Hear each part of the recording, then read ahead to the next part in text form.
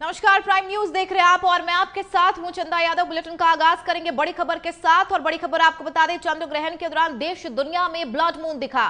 साल का आखिरी पूर्ण चंद्र ग्रहण दिखाई दिया। 3 घंटे से अधिक चांद पर धरती की छाया रही है। अलग अलग शहरों में लोगों ने ब्लड मून देखा। ब्लड मून को लोगों ने अपने कैमरों में कैद किया है। तो ये बड़ी खबर आपको बता रही है किस तरीके से कल साल का आखिरी चंद्र ग्रहण खत्म हो गया। चंद्र ग्रहण भारत के कई हिस्सों में दिखाई दिया। भारतीय समय अनुसार अगर बात की जाए तो चंद्र ग्रहण रात 9:58 से लेकर देर रात 1:26 तक रहा और ये ग्रहण कुंभ राशि पूर्वा भाद्रपद नक्षत्र में लगा है। तो चंद्र ग्रहण पर करीब 122 साल बाद पितृपक्ष का संयोग भी बना है और ऐसे में कई लोगों ने अपने कैमरों में कैद किया है इस खास तस्वीर को। अलग अलग शहरों में लोगों ने ब्लड मून की तस्वीरें देखी हैं। तो ये आप रात की तस्वीरें देख सकते हैं जब ब्लड मून और चंद कह सकते हैं कि साल का आखिरी चंद्र ग्रहण लगा। साल का दूसरा और आखिरी चंद्र ग्रहण और ये चंद्र ग्रहण कुंभ राशि पूर्वा भाद्रपद नक्षत्र में लगा है और ये आप दिल्ली की तस्वीरें देख सकते हैं कि किस तरीके से रात 9:58 से लेकर देर रात 1:26 तक चंद्र ग्रहण रहा 122 साल बाद। और चंद्र ग्रहण में बच्चों, वृद्धजनों, गर्भवती महिलाओं के लिए कई तरह की सावधानियां बरतने की भी अपील की गई थी।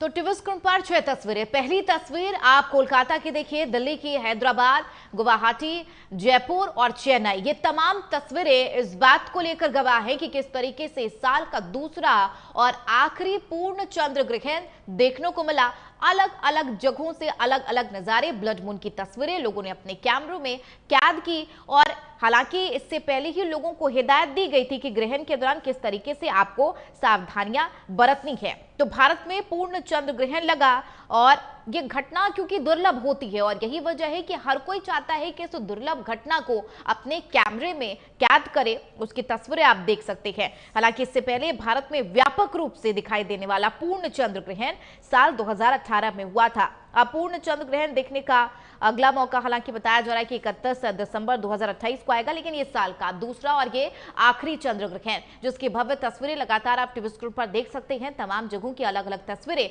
भारत देश के कई हिस्सों में ये नजर आया और ब्लड मून दिखाई दिया। इसके अलावा यह भी कहा जाता है कि चंद्र ग्रहण खत्म होने के बाद दान पुण्य का काम बेहद शुभ माना जाता है और यही वजह है कि इस उत्तम काम को लेकर लोगों में बेहद उत्सुकता भी होती है। अलग अलग जगह की तस्वीरें, ब्लड मून बिल्कुल साफ दिखाई दे रहा है आसमान में और तमाम जगहों की तस्वीरें कैद की गई है। राजधानी की दिल्ली की बात कर ले तो द्वारका इलाके में भी ब्लड मून दिखा दिया। दिल्ली एनसीआर में भी कई इलाकों में ब्लड मून की तस्वीरें कैद की गई। एक और बड़ी खबर, एनडीए सांसदों की कार्यशाला में शामिल होंगे प्रधानमंत्री नरेंद्र मोदी। कार्यशाला में पीएम का समापन संबोधन होगा। दोपहर 3:30 बजे एनडीए सांसदों को संबोधित करेंगे प्रधानमंत्री नरेंद्र मोदी। तो ये बड़ी खबर आपको बता रहे हैं। बीजेपी सांसदों की कार्यशाला का आज दूसरा दिन है। कल की तस्वीरें हमने देखी जब प्रधानमंत्री नरेंद्र मोदी का तमाम सांसदों ने अभिवादन किया, धन्यवाद किया जीएसटी की दरों को कम करने को लेकर। और आज संबोधन होना है प्रधानमंत्री नरेंद्र मोदी का और प्रधानमंत्री नरेंद्र मोदी के संबोधन से ही कार्यशाला का समापन होगा। तो ये बड़ी खबर और कार्यशाला में पीएम का समापन संबोधन का इंतजार है सभी सांसदों को कि तमाम कौन सी बातों का जिक्र करते हैं। दोपहर 3:30 बजे एनडीए सांसदों को संबोधित करेंगे प्रधानमंत्री नरेंद्र मोदी।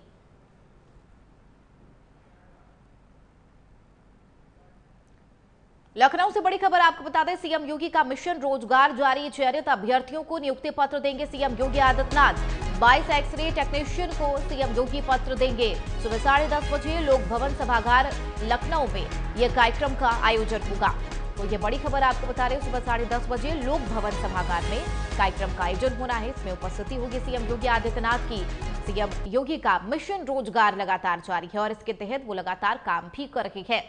वही आज कार्यक्रम में शामिल होंगे, पत्र बांटेंगे, नियुक्ति पत्र देंगे और इसके तहत वो लगातार ये कहते हुए भी नजर आए हैं कि उत्तर प्रदेश में तमाम क्षेत्रों में बेहतर तरीके से काम किए जा रही है, वो चाहे विकास को लेकर हो या फिर रोजगार को लेकर। तो मिशन रोजगार लगातार सीएम योगी आदित्यनाथ का जारी है।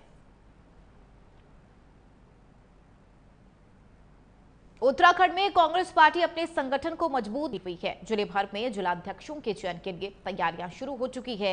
झबरेड़ा के एक बैंक्वेट हॉल में कांग्रेस कार्यकर्ताओं की बैठक आयोजित की गई, जिसमें वरिष्ठ नेताओं ने रायशुमारी की।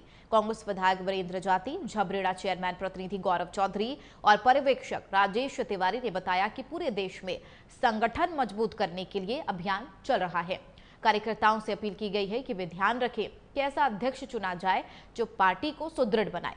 16 सितंबर तक चयनित नाम राष्ट्रीय स्तर पर भेजे जाएंगे। इस बैठक में कई दिग्गज कांग्रेस के नेता मौजूद रहे।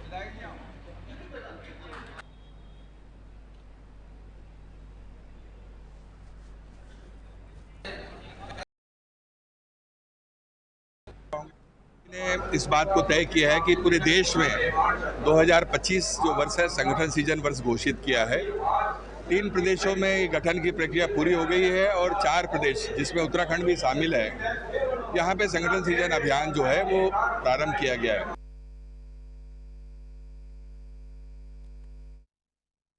खबरों में बढ़ेंगे आगे। उत्तराखंड में नकली दवाओं के नेटवर्क पर सरकार ने अब कड़ा रुख इख्तियार किया है और ऐसे में मुख्यमंत्री पुष्कर सिंह धामी ने जिलाधिकारियों, पुलिस और स्वास्थ्य विभाग को सख्त निर्देश भी जारी किए हैं।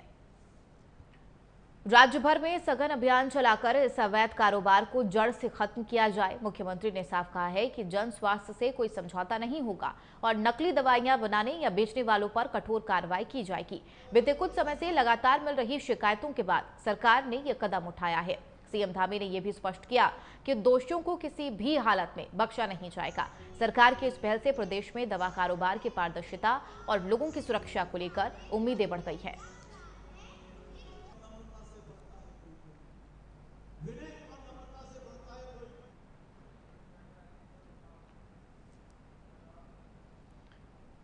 उधर कन्नौज जिले की ठठिया थाना क्षेत्र में पुलिस ने एक बड़ी सफलता हासिल करते हुए डकैतों के गिरोह को दबोच लिया। मुखबिर की सूचना पर सरसोन परवा मोड़ से 8 डकैतों को गिरफ्तार किया गया है। पुलिस ने गिरोह के पास से भारी मात्रा में असलहे और डकैती में इस्तेमाल उपकरण बरामद किए। गिरोह का सगना हिस्ट्री शूटर राहुल निकला, जो मैनपुरी के करहल के गिहार कॉलोनी का रहने वाला है। बताया जा रहा है कि एसपी विनोद कुमार ने जानकारी साझा की। उन्होंने बताया कि ये गिरोह जिले में किसी बड़ी वारदात को अंजाम देने की फिराक में था। ठठिया पुलिस की सक्रियता से बड़ा अपराध टल गया। पूरे गिरोह से अब पूछताछ की जा रही है ताकि अन्य नेटवर्क का भी खुलासा हो सके।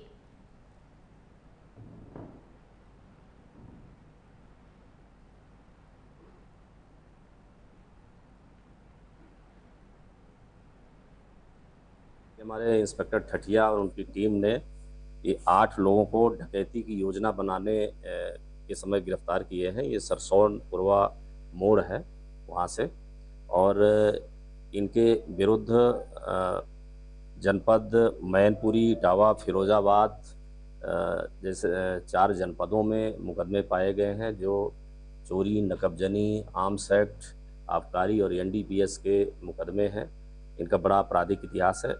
इनमें जिनकी गिरफ्तारी हुई है ये राहुल इनका सरगना है, और गौरव, देव, करण, राजू, भोला, मोनू, ऋतिक ये सभी करहल मैनपुरी के रहने वाले हैं, और ये यहाँ पर आए थे और ये डकैती की योजना बना रहे थे। उसी समय इनको गिरफ्तार किया।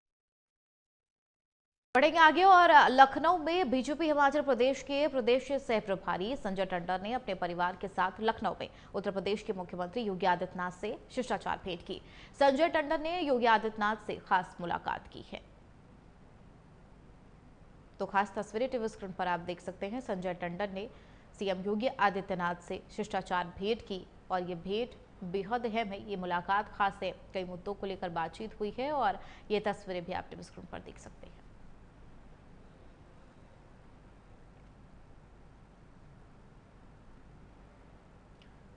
इसी बीच बड़ी खबर आपको बता दें, जीएसटी रिफॉर्म पर अखिलेश यादव का बयान सामने आया है। उन्होंने कहा है कि जीएसटी लागू करते वक्त कहा था व्यापार बढ़ेगा। ये पहला कानून है जिसमें इतने संशोधन हुए। स्लैब कम करने से महंगाई कम नहीं होगी। अमेरिका के टैरिफ से सारे निर्यात तो खत्म हो गए। तो ये बड़ी खबर आपको बता रहे कि उस तरीके से अखिलेश यादव का जीएसटी को लेकर बयान सामने आया है। जीएसटी के स्लैब को कम करने को लेकर उन्होंने ये कहा कि स्लैब कम करने से महंगाई खत्म नहीं होगी। अमेरिका के टैरिफ से सारे निर्यात खत्म हो गई है। तो ये बड़ी खबर आपको बता रहे जीएसटी रिफॉर्म पर अखिलेश यादव का यह बड़ा बयान, और सीधे तौर पर उन्होंने निशाना साधा और ये कहा कि जीएसटी लागू करते वक्त कहा था कि व्यापार बढ़ेगा, लेकिन ऐसा नहीं हो रहा। ये पहला कानून है जिसमें इतने संशोधन हुए हैं। जीएसटी दरों के कम करने को लेकर महंगाई खत्म नहीं होगी, कम नहीं होगी, ऐसा अखिलेश यादव ने कहा। उन्होंने कहा कि अमेरिका को टैरिफ से सारे निर्यात खत्म हो गए हैं। जीएसटी रिफॉर्म पर अखिलेश यादव का ये बड़ा बयान।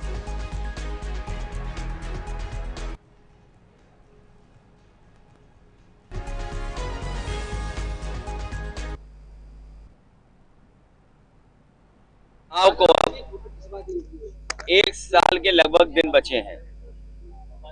उत्तर प्रदेश का चुनाव 1 साल के अंदर या 1 साल का आसपास समय बचा है सरकार के पास, और अब तक अभी हम लोगों ने जो बजट देखे हैं उत्तर प्रदेश सरकार के, 9 बजट देख चुके हैं।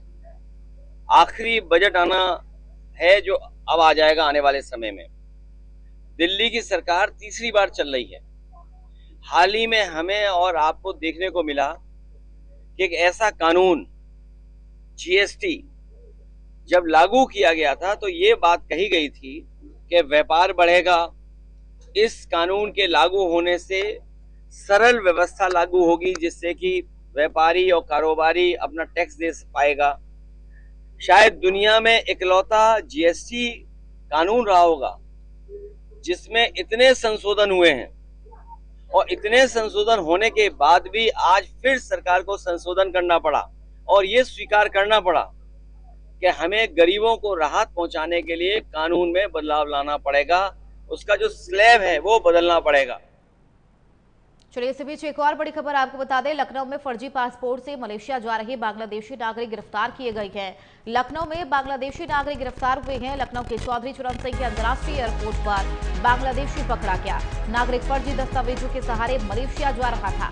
बांग्लादेशी युवक गिरफ्तार, इमिग्रेशन अधिकारियों के हक से चढ़ा है बांग्लादेशी।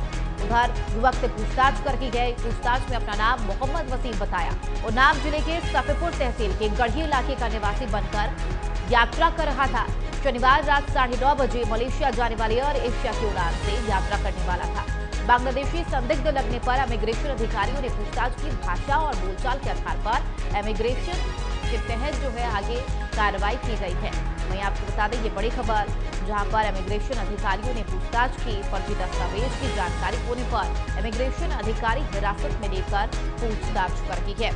तो पासपोर्ट ऑफिस से फर्जी पासपोर्ट बनाया था, लखनऊ पासपोर्ट के ऑफिस से, और दस्तावेजों के सहारे पासपोर्ट बनाया था। ये बड़ी खबर आपको बता रहे हैं, जहां पर बड़ी कार्रवाई को अंजाम दिया गया है। लखनऊ में बांग्लादेशी गिरफ्तार किया गया है। बांग्लादेशी नागरिक जो फर्जी पासपोर्ट बनाकर ट्रैवल कर रहा था।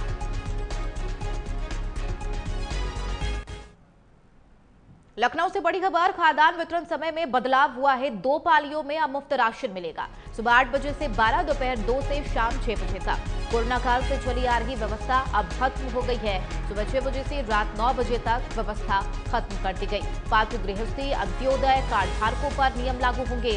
10 से 25 तक सितंबर तक ये मुफ्त खाद्यान्न बचेगा। ये बड़ी खबर आपको बता रहे, खाद्यान्न वितरण समय में बदलाव किया गया है और 10 से 25 तक अब यानी कि सितंबर तक मुफ्त राशन बटेगा। और इसके तहत बड़े बदलाव किए गए हैं। जो कोरोना काल से समय सीमा चल रही थी उसको लेकर बदलाव किए गए हैं। 2 पाली में इसकी शुरुआत की गई है।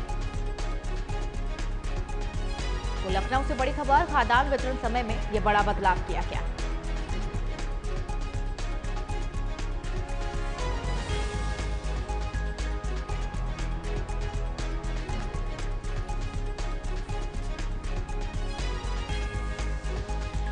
तो नियम में बदलाव किया गया है। जल्द ही नए नियम लागू होंगे और इसके तहत लोगों को अब जो राशन मिलते थे उसके तहत समय में बदलाव।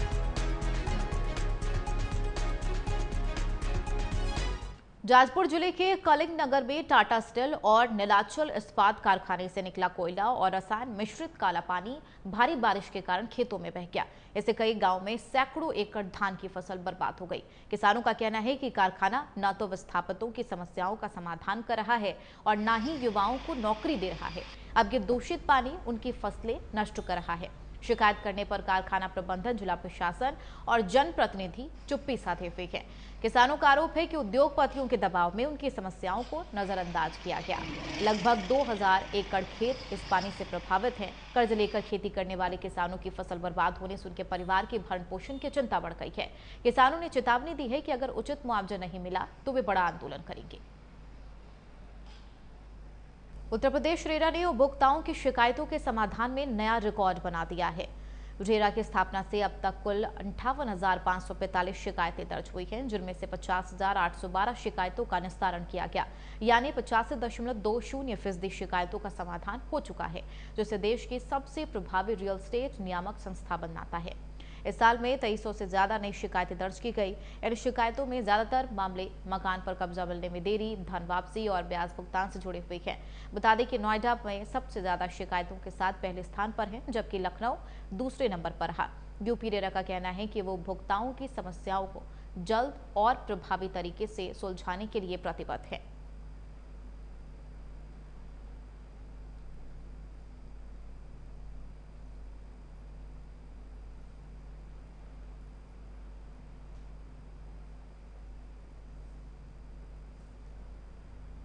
चलिए, बुलेटिन में फिलहाल मेरे साथ इतना ही। देश दुनिया की तमाम खबरों के लिए आप देखते रहिए प्राइम न्यूज। नमस्कार।